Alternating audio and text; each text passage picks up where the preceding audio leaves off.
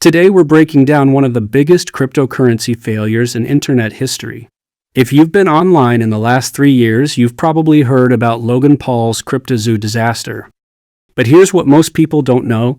This project raised millions, promised to make investors rich, and then just disappeared. Most people think that when a project fails, it's either because the product wasn't good enough or the team wasn't experienced. We see this happen in the startup world all the time. Businesses fail every day, right? So when cryptozoo collapsed, people naturally assumed it was just another failed startup. But here's the thing, this wasn't just a failed business. This was a coordinated operation where millions of fans were hyped up, billions of tokens were sold, promises were made that never got delivered, and people lost their entire life savings. And the wildest part? It took years, multiple lawsuits, and a YouTuber named Coffeezilla to actually expose what happened. The difference between failure and fraud is massive, and this is a case study in how influencers exploit their audience's trust. In this video, I'm going to walk you through the entire cryptozoo timeline, from the hype to the collapse to the exposure and the legal battle that just ended a few weeks ago. By the end of this, you're going to understand exactly how millions were lost and why this matters for influencer culture today. Let's dive in. Let me paint a picture of what Logan Paul promised. Back in 2021, he launched cryptozoo as this revolutionary blockchain game. The idea was simple on paper. You'd buy NFT eggs, hatch them into digital animals, breed those animals to create hybrids, and sell them for $ZOO tokens. It was basically Pokemon meets cryptocurrency. He called it an autonomous ecosystem that would revolutionize gaming and make players money. In his promotional videos, Logan claimed he had assembled a massive team worth like $1 million, and that this game would be playable within weeks.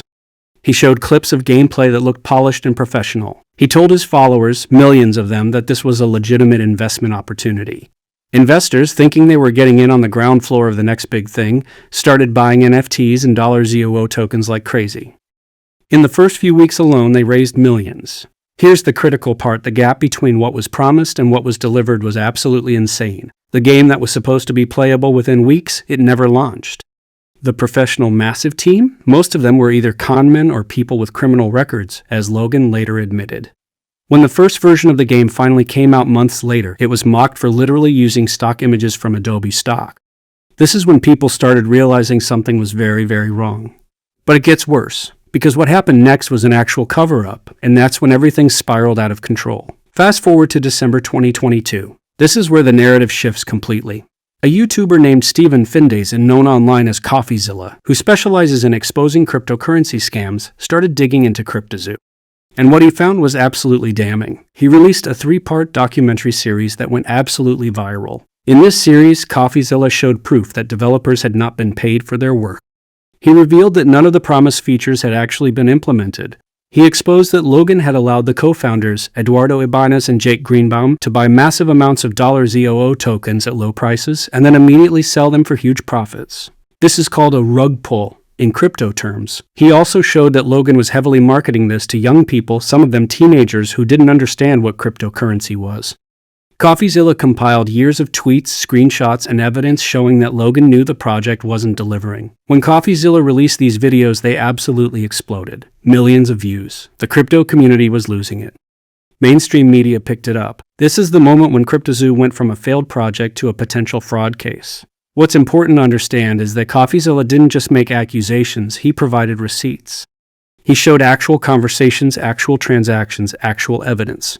This documentation is what eventually led to the class action lawsuit. Without Coffeezilla's work, cryptozoo probably would have faded into obscurity like a lot of failed crypto projects do. But because he exposed it so thoroughly, the community demanded accountability. Logan's first reaction to all this, he didn't apologize. He went on the attack, and this is where things get really interesting legally. In early 2023, after months of mounting pressure, Logan finally issued an apology, but not a full one. He released a Twitter statement admitting that cryptozoo was derailed by bad actors and claimed he'd been conned by the co-founders. He also announced a $2.3 million buyback program. Here's the catch: investors could only get refunds if they agreed to waive their right to sue him. Think about that for a second. You lost money on an investment, and now the person who promoted it to you is saying, "I'll buy back some of your stuff, but you have to give up your right to take legal action." That's a pretty smart legal move, honestly. Some people took the deal, they needed the money back. But not everyone. Some investors, led by attorney Tom Kirker and a cryptozoo buyer named Don Holland, decided to file a class action lawsuit anyway in February 2023. The lawsuit accused Logan Paul of fraud, breach of contract, and unjust enrichment. The court filings alleged that Logan knowingly promoted a fraudulent project to his followers, knowing it would never deliver what was promised. This lawsuit went on for 2 years. During that time, Logan wasn't just sitting around, he filed a counterclaim against his co-founders, trying to shift all the blame onto them. He also sued Coffeezilla for defamation, claiming the YouTuber had damaged his reputation with false statements. What's crazy is that Logan was essentially getting sued from all sides, and he was suing back. It's like the legal system couldn't figure out who was actually responsible. The investors wanted him held accountable. Logan wanted to blame his co-founders. And Coffeezilla's case with Logan is still ongoing. This legal mess dragged on, and that's what matters for where we are today. Because just a few weeks ago, something unexpected happened that surprised literally everyone, and it shows just how complicated these fraud cases really are. In August 2025, just days after Logan Paul's wedding, a U.S. magistrate judge issued a recommendation to dismiss the class action lawsuit against him.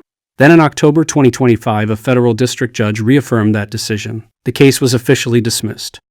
Logan Paul won. The class action lawsuit against him was over. Now, you might be thinking, wait, didn't he basically admit to promoting a failed project? Didn't Coffeezilla have all this evidence? Why would the lawsuit get dismissed? Here's where it gets legal and technical. The judge ruled that while Logan's statements about cryptozoo being backed by a massive team and $1 million were exaggerated hype, they constituted puffery, basically the kind of boasting that no reasonable person would take seriously. More importantly, the judge found that the plaintiffs failed to show that Logan personally profited from the project. His co-founders, Ibanez and Greenbaum, they made millions selling off their tokens. But Logan?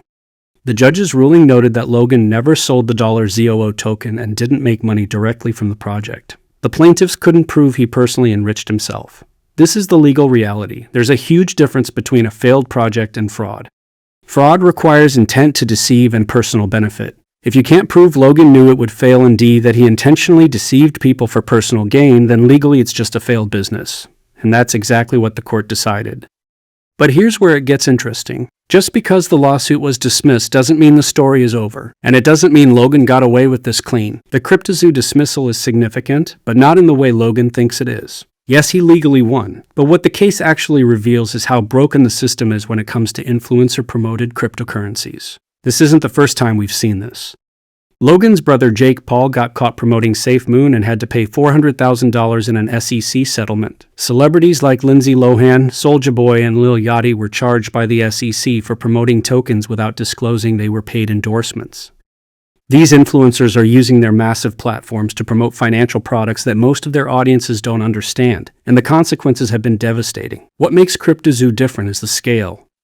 We're talking about millions in losses. We're talking about teenagers who saved their allowance and invested in a project they didn't understand. We're talking about working-class people who thought they were getting a legitimate investment opportunity. And we're talking about a project that had the potential to be prosecuted, but the legal system couldn't quite make it stick because the laws around cryptocurrency are still so murky. The cryptozoo case shows us that even when something looks like a scam, even when a YouTuber exposes it, even when thousands of people lose money, the legal system still can't always hold people accountable. That's the real tragedy here. It's not just about Logan Paul, it's about what this means for the future of creator economics and financial regulation. And that brings us to the final piece of this story, which is where we are today and what it means for everyone. The cryptozoo case is closed legally, but it's opened a massive conversation about influencer accountability. In Logan Paul's own defense video, he claimed that he just hired the wrong people and got conned by his co-founders. But here's the reality check. When you're using your massive platform to promote a financial product, you have a responsibility to actually understand what you're promoting. The lesson here for creators and influencers is this.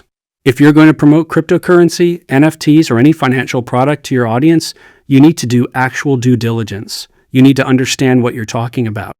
You need to disclose that you're being paid. And most importantly, you can't just disappear when things go wrong. Logan Paul released one apology video and then mostly moved on. He didn't constantly update his followers about the situation. He didn't take full responsibility for the damage done. For the audience, the lesson is, if an influencer is promoting something financial, be incredibly skeptical. Don't invest in something just because someone on the internet with a big following tells you to. Do your own research. Understand that influencers have incentives to promote things whether they admit it or not. And understand that if something goes wrong, you probably can't get your money back.